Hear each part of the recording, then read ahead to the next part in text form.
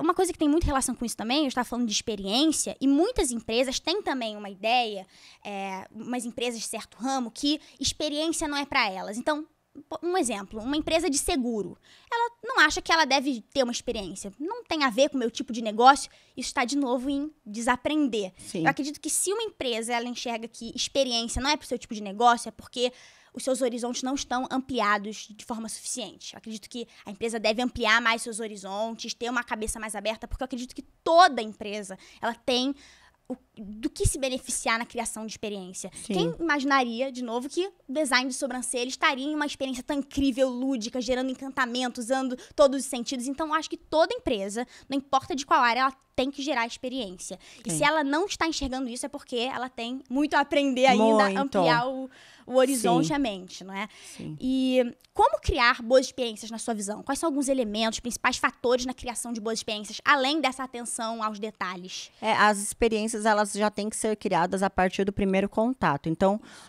o empreendedor tem que mapear de onde vêm os contatos deles. Então, vem do Instagram, vem do TikTok, vem do Google. Eu falo que não existe segunda boa impressão. Se não foi a primeira, não vai ter a segunda. Aí é uma reconquista. Sim. Mas, como que é a experiência a partir do primeiro contato dele? Então, quando ele vem pelo Instagram, como que eu facilito a vida dele? Porque tudo está resumido em facilitar a vida do seu cliente. Principalmente na comunicação, até que a gente conquista ele. Depois que a gente traz ele para um físico, por exemplo, no meu negócio tem o físico, aí é uma sequência de surpresas que ele tem, que ele não espera ver. Então, primeiro que tem os 5 sentidos. Como que a gente aflora os 5 sentidos dentro da nossa empresa? Então, é o visual. Como que é o visual? Tem algum cantinho instagramável, onde o meu cliente vai querer tirar uma foto e postar? Tem alguma coisa da minha marca para ela linkar com algo da infância dela, por mais bobo que seja? Sim. Tem um cheirinho no ambiente ou tem outro tipo de cheiro? Como ela se sente? Porque todos os sentidos formam aquela memória. Então, se eu chego num lugar que está com um cheiro não muito bom, eu vou lembrar que ali talvez não estiver. E aí todos os outros podem ser excluídos por isso. E muitos detalhes não são lembrados de forma consciente, mas muitas vezes de forma inconsciente. Então, às vezes, as pessoas pensam, porque as pessoas não vão lembrar disso, mas vão, até de forma inconsciente. Sim. E vai impactar nas decisões. Sim, dela, então eu sempre melhoro, eu nunca... É uma questão de você sempre ver e não se contentar, e eu sou uma pessoa inconformada. Pode ter ficado lindo hoje, daqui 2 meses eu vou ver e eu já sei que tem coisas para ajustar. Então, eu já quero que arrume. Sim, porque o mundo está em evolução. E movimento gera movimento, né? Com certeza. Inércia gera inércia. Então, eu sou uma pessoa meio obcecada por mudança, por crescer, por mudar as ferramentas. Com certeza, e a experiência do cliente é muito se colocar no lugar do cliente de fato. Isso. Enxergar tudo na perspectiva do cliente. E cuidar dos colaboradores, porque eles são... eles falam por você com seus clientes, né? A experiência do cliente é um espelho da experiência do colaborador. Né? Ele só vende o que ele acredita. Isso. Então, primeiro, o empresário tem que vender a ideia para o colaborador dele. Como que ele vende o sonho da empresa dele? Como que ele vende essa ideia? Como que ele acompanha essa comunicação? Ele tem que se sentir como parte daquilo, sim, né? Sim, total. E toda a missão. E porque a gente passa 1/3 da nossa vida trabalhando. E com as pessoas. Então, por que a gente não tem que tornar o ambiente mais legal do mundo? Então, não só os colaboradores têm impacto na empresa, mas a empresa também tem um enorme impacto na vida do colaborador. Então, é uma troca. O trabalho ele tem que ser um ambiente feliz, de engajamento, porque senão você está afetando a saúde mental do colaborador, a vida dele, a formação e educação, todos os aspectos da vida dele, não é? Então, não só o colaborador tem uma enorme responsabilidade, mas a empresa também em criar uma boa experiência para o colaborador e assim vai estar criando uma boa experiência para o consumidor. Eu falo que gente feliz faz pessoas felizes fazem pessoas felizes. Com certeza. Ponto. Então, tem que cuidar muito do colaborador. Então, trazer ele como parte da empresa, saber da vida dele. Então, eu me aproximo dos colaboradores, eu pergunto da vida deles, da família, dos filhos, eu vou na dor.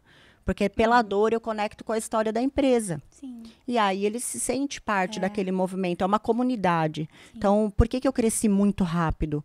Porque eu sempre tive os meus colaboradores como família Então, era uma comunidade mesmo. E isso, um ajuda o outro, eles vão trabalhar felizes, eles se ajudam. Então, isso é muito legal. Eu enxergo muito na sua marca movimento, assim, senso de comunidade. A gente vai falar um pouco mais pra frente disso, em relação que isso tem também com a educação, né, que você tem muito forte como um dos principais pilares da sua empresa. Isso tem uma relação com essa criação do senso de comunidade, de movimento. Mas uma coisa muito interessante que você falou sobre criar experiência é olhar na perspectiva do cliente. Isso é uma outra coisa que o Walt Disney e Disney são referências nisso. Tem a história de que o Walt Disney ele ia com frequência nos parques para perguntar para as pessoas, fazer perguntas sobre várias coisas, entender quais são as suas expectativas e para observar as reações delas. Tem a história também de que quando abriu o primeiro parque da Disney, ele tinha um apartamento na frente da entrada do parque, onde ele ficava o dia todo através de sua janela, vendo as pessoas entrando e as reações delas e anotando. E também tem a história de que os designers, os engenheiros da Disney, eles usavam protetores de joelho para engatinhar nos parques, para olhar toda a experiência na perspectiva das crianças e dos bebês. Olha, que legal. Olha só, então tudo é criado tudo pensado. Na perspectiva de todos os tipos de clientes. E então isso é muito importante também, né? Olhar tudo na perspectiva do cliente, adotar ferramentas para você conseguir fazer isso. Toda vez que eu entro na clínica, eu entro como cliente. Sim. O que eu veria se eu estivesse chegando aqui pela primeira vez? É como se eu excluísse tudo que eu já sei. Então, eu chego, eu vejo um quadro torto, eu vejo um vaso sujo, eu vejo uma lâmpada empoeirada. E aí é esse detalhe que todo mundo tem que ver. Sim. E aí que às vezes que tem que ter pessoas responsáveis por isso, né? Então, olha, sabe que tem que limpar a lâmpada de tanto e tanto tempo. Então, são muitos detalhes que eles são construídos no início. Não adianta depois querer construir toda essa jornada. Muito complicado depois. Muito. Cultura vem desde o início, todos os detalhes, criação de experiência, tudo isso, a essência já tem que estar claro, o propósito claro desde o início, porque senão... A missão da marca, né? Ela tem que estar muito forte. E você também citou sobre a importância do ambiente na criação da experiência. Você também é uma referência nisso, no ambiente, como você citou as placas e todos os elementos. Ambiente assim, tem uma importância, eu acredito, maior do que todos imaginam, assim, porque tem uma frase que fala assim, não só sobre a importância do ambiente para negócios, mas na vida, que fala assim, você não pode mudar as pessoas, mas você pode mudar o ambiente no qual elas estão inseridas e assim elas mudarão. Isso é muito verdade. E nas empresas tem um enorme impacto. Eu acredito que cada elemento no ambiente das empresas, e ambiente não se restringe a propriedades físicas. Eu acredito que ambiente é todo lugar que o cliente entra em contato com a empresa. Então, redes sociais, site, outdoor na rua, todos os lugares que um cliente entra em contato com uma empresa é esse ambiente. Nele, eu acredito que cada detalhe transmite mensagens. E mensagens que criam uma percepção na mente da pessoa sobre vários aspectos da empresa. Então, um exemplo que mostra bastante isso, sobre esse impacto do ambiente na qualidade, na percepção das pessoas sobre qualidade, valor, relevância. É assim, imagina uma loja de roupa de grife. Agora imagina um brechó.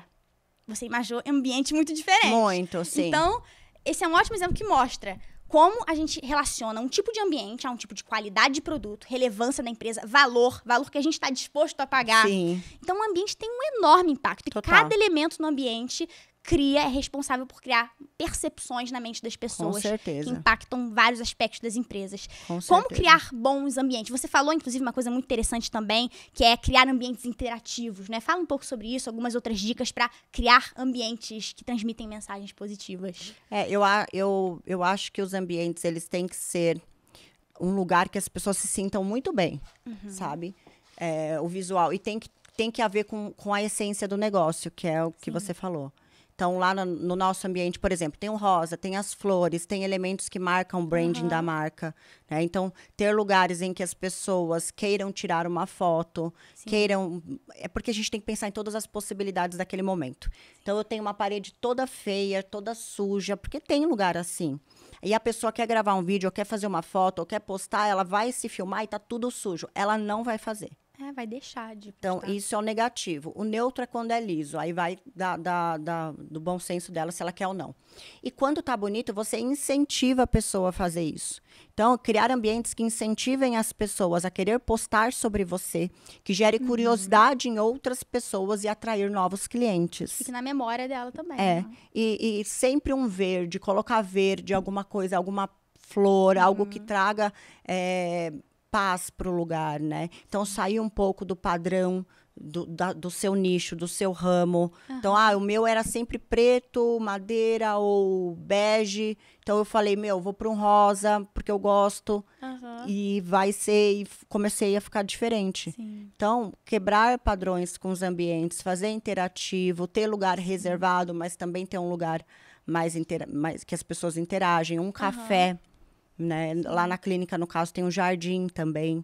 Então, mas as pessoas, elas podem... Hoje, o que eu vejo muito, por exemplo, em lojas de roupa, é um provador gigante, onde as mulheres ficam... Tem algumas cabines, mas é um provador junto, ficam várias araras. Um café, elas vêm, servem café, servem coca, servem tudo. E criam ali um ambiente de amizade, um networking, comprando roupa. Né? Então, também já vi lugares que tem um bar dentro do lugar, assim. Tem um bar ou um lugar que as pessoas fiquem ali sentadas. Porque hoje um serviço, ele não é resumido em serviço. Então, hoje, serviço tem que ter experiência de alimentação. A pessoa pode sentar lá o dia todo e pode comer, e pode tomar alguma coisa. E ela pode trabalhar. Então, o ideal é que tenha um lugar para as pessoas estarem lá e trabalhar também. Sim. Que é o conceito nosso agora. Que a gente vai fazer um novo espaço. E vai ter essa coisa para as pessoas trabalharem ali, para elas consumirem alimento e comer ali. E se cuidar e fazer um procedimento e fazer reunião. Porque elas vão querer estar lá. Mesmo sem nada marcado. Mesmo sem nada marcado. E aí tem tanta gente fazendo que como que você diferencia? Não pela técnica, mas por agilizar a vida dessa cliente. Então, criar um ambiente que as pessoas possam ficar mais tempo fazendo mais coisas.